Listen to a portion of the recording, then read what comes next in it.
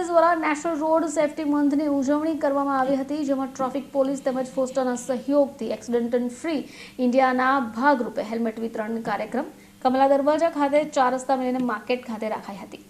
Ring road overbridge નીચે કિન્નરી 3 રસ્તા ખાતે નવી ટ્રાફિક સર્કલ પોલીસ ઇન્સ્પેક્ટરની કચેરીનું ઉદ્ઘાટન કરાયું, જેમાં ઉચ્ચ અધિકારીઓ સાથે ટેક્સટાઇલ સાથે સંકળાયેલ વેપારીઓ પણ હાજર રહ્યા. ચોકીના ઉદ્ઘાટન સમયે લોકોને ટ્રાફિકના નિયમોનું પાલન કરવા અનુરોધ કરાયો.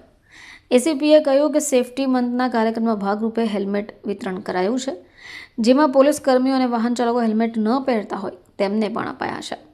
જોકે આ વિસ્તારમાં ભારે ટ્રાફિક રહેતો હોવાથી અહીંયા ચોકીને ખુલ્લી મુકાઈ છે અને હેલ્મેટ પણ ખૂબ જરૂરી છે.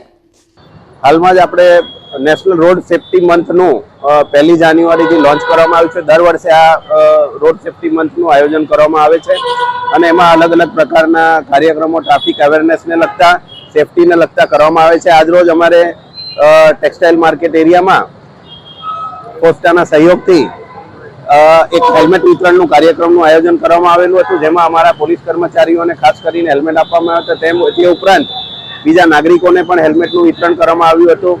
હેલ્મેટના કારણે આપણી સેફટી ખૂબ રહે છે, જરૂરી છે. આપણાને એક્સિડન્ટમાં જ્યારે પણ આપણે જોયો છો કે એક્સિડન્ટ થાય છે ત્યારે વધારે પ્રમાણમાં જે ડેથનું પ્રમાણ છે એમાં હેડ ઇન્જરી મુખ્યત્વે હોય છે. એનાથી સેફ રહેવા માટે હેલ્મેટ પહેરવું ખૂબ જરૂરી છે. આ ઉપરાંત પોસ્ટાના સહયોગથી અમારો ટેક્સટાઇલનો એરિયા, જ્યાં ખૂબ વ્હીકલોથી ભરચક અને ટ્રાફિકની થી ભરચક એરિયા છે, એ વિસ્તારમાં અમારી નવી ચોકી પોસ્ટાના સહયોગથી આજે નાગરિકોને સારી સુવિધા પૂરી પાડી શકે એના માટે અર્પણ કરવામાં આવી છે, જેનું આજે અમારા joint commissioner traffic Shri Chaudhary સાહેબ હસ્તે એનું ઇનોગ્રેશન કરવામાં આવ્યું છે. અત્યારે જ્યારે આ રોડ સેફટી મંથનું કેમ્પેનિંગ ચાલી રહ્યું છે ત્યારે અમારે સુરત શહેરના નાગરિકોને અપીલ છે કે તમે વધુમાં વધુ હેલ્મેટનો ઉપયોગ કરો, અવશ્ય તમે પહેરો. તમારી સુરક્ષા એનાથી ખૂબ વધી જાય છે.